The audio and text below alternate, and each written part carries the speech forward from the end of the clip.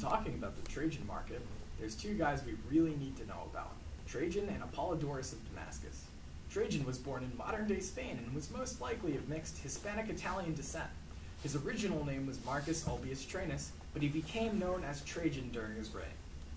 Trajan's father was the first in his family to serve the Roman Empire, eventually becoming the ruler of Baetica, a region now known as Andalusia on Spain's southern rocky coast. As his father rose through the ranks of Roman hierarchy, so did he, and he spent much of his early life serving in various positions in Rome. After the emperor Nerva passed away, Trajan assumed the throne. Trajan quickly earned the reputation of being a good emperor and was exceptionally popular with the Roman people. During his rule, so much so that they actually referred to him as Optimus Princeps, meaning first best citizen. The Forum of Trajan was constructed during his rule as a public space instead of his own private area. This is important because it highlights who Trajan was as an emperor, something of a man of the people. Now, Apollodorus of Damascus was the architect behind the Trajan market and Basilica Ulpia. He was a military engineer who worked under Trajan during the Dacian Wars and is notable for designing a bridge used to cross the Danube River. Some ancient accounts say that Apollodorus was executed by the Roman Emperor Hadrian, but scholars are unsure of whether or not this is actually true. Okay, so let's take a look at the work now. Focus in on two parts of the work, the Trajan market and the Basilica Ulpia. Pictured right now is the Trajan market, which served as a marketplace in Imperial Rome and is often referred to as the world's oldest shopping mall. It was constructed between 107 and 110 Common Era. The market has 3 different levels and is built into the hillside behind it. These levels are connected by staircases which provide access to different corridors. The road at the top of the Trajan market was called the Via Biberatica, from the Latin root bibere, which means to drink, presumably for its stores which sold beverages. The stores in the market also sold many food items, including vegetables, fruit, wine, oil, and spices.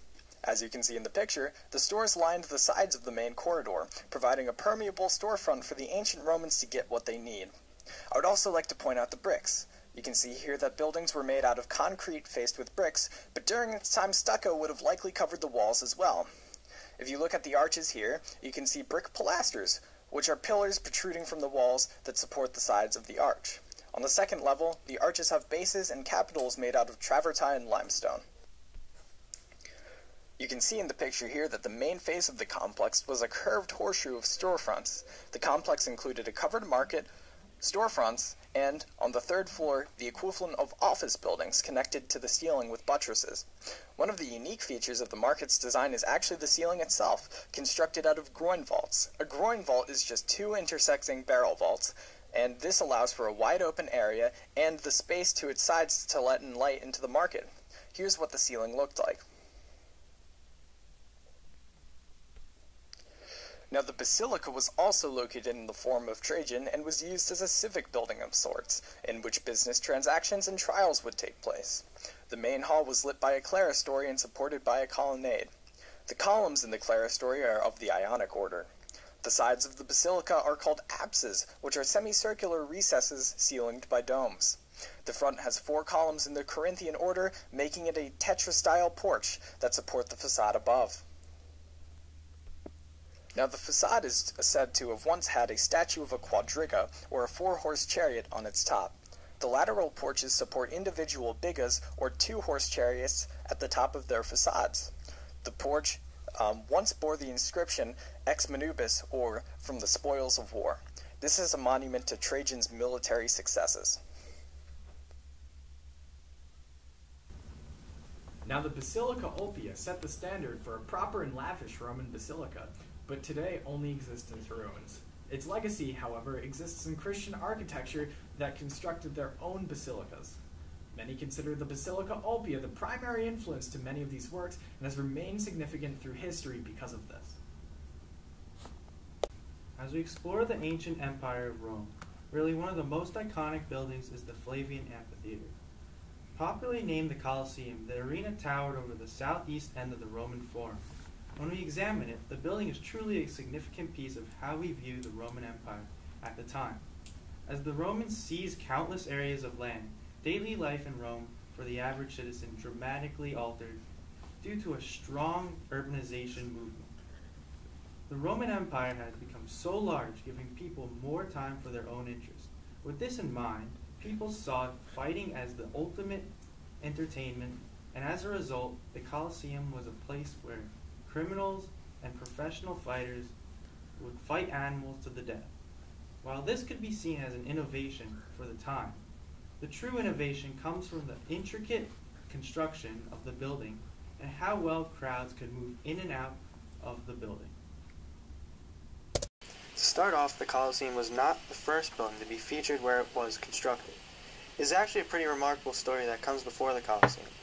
In 64 CE, there was a fire that destroyed much of the Aventine and Palatine hills. Following the fire, Emperor Nero wanted to build a massive palace where the fire had happened. However, the citizens already angered that he did not respond to the fire fast enough, or that he even started the fire himself, were very resistant. In the end, though, he seized the aristocratic land and even carved into the Oppian hillside for part of his palace.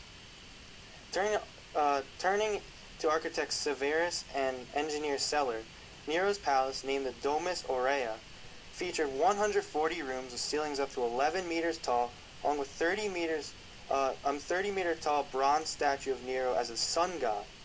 Along with this, a circular banquet hall, which rotated day and night, used water pressure to drive it, and he also had rooms with waterfalls running down the walls. As you can see, while his palace was used for self-pleasure, it truly was an innovation that, if he used correctly, could have been monumentous for the empire. In the end, though, Nero would later commit suicide and his building would be taken apart and would later be the site of the Colosseum, which uses the colossal side of his statue as the name for the building. Moving on to his successor, Vespasian, instead of building a pleasure palace for himself, he wanted to shore up his image by building one for the people. The Colosseum was able to hold 50,000 people, making it the largest amphitheater in the Roman world. However, with its size came careful planning to ensure stability. First, being built near a lake, it had to have drains to dispel water. Second, the foundation used concrete ranging from 13 to 42 feet. In doing this, the ground level was raised almost 23 feet, allowing for people to look up and fascinate about its size and see how strong the Romans truly were. Along with this, the Colosseum incorporates symmetry similar to the Pantheon. The Colosseum was meant to be constructed in a 5:3 ratio. Also, the perimeter of the building was to be split up evenly among 80 entrance arches. So with each being 20 feet wide, with an extra 3 feet due to deviation in Roman measurements, the Colosseum was 80 times 23, equaling 1,840 feet, and the arena was adjusted to 280 by 168, which is still the 5:3 ratio. Another interesting piece of mathematics was the width of the auditorium area, height of the external facade, and width of the arena area were equal. Overall, the Colosseum was carefully put together in the way the Romans thought were ideal. The building had 4 stories having superimposed arches with semicircular columns. On the first story there are Tuscan columns, the second had Ionic, and the third had Corinthian. The last one has pilasters with Corinthian capitals. The pilasters have windows that once held the mast for awnings to hang above. The Colosseum was dressed in bronze shields on top, along with statues of gods and emperors between the arches. In order for spectators to get to their seats, they followed arches labeled 1 through 76 to enter inside. There were 4 grand entrances not numbered for royalty and important people. Each floor had grand circular promenades decreasing in decoration as you went upward. Unlike the other floors, the first had marble flooring with stucco ceilings. As the other amphitheaters suggest, the seats had 40 centimeters of width with 70 centimeters of legroom, not the ideal amount of space nowadays. Each level was separated by entrances and staircases, along with marble and iron dividers. The top section even had a 5-meter high wall. Based upon status in society, one would sit in certain spots. Women and the poor would be at the very top, while the bottom 2 sections contained the high-class males of society. The seating arrangements were truly an innovation in how amphitheaters were set up and paved the way for future ones. As for the actual arena section, there were 15 centimeters of sand, sometimes dyed red to look like blood. There were trapdoors to allow animals to leap dramatically onto the floor, along with winches and capstans to pull the animals up onto the floor. Surprisingly, the first fight was a sea fight with 1 meter of water on the floor. This suggests that the basement for fighters and animals would be put in later. As Priscus and Verus each lengthened the contest, and for a long time the battle was equal on each side, repeatedly loud, shouts petitioned for the men to be released. But Titus followed his own law. It was a law to fight without shield until a finger was raised. He did what was allowed, often gave dishes and gifts, but an end was found to the equal division. Equals to fight equals to yield. Titus sent wooden swords to both and palms to both. Thus skillful courage received its prize. This took place under no prince except you, Caesar. When two fought, both were the victor.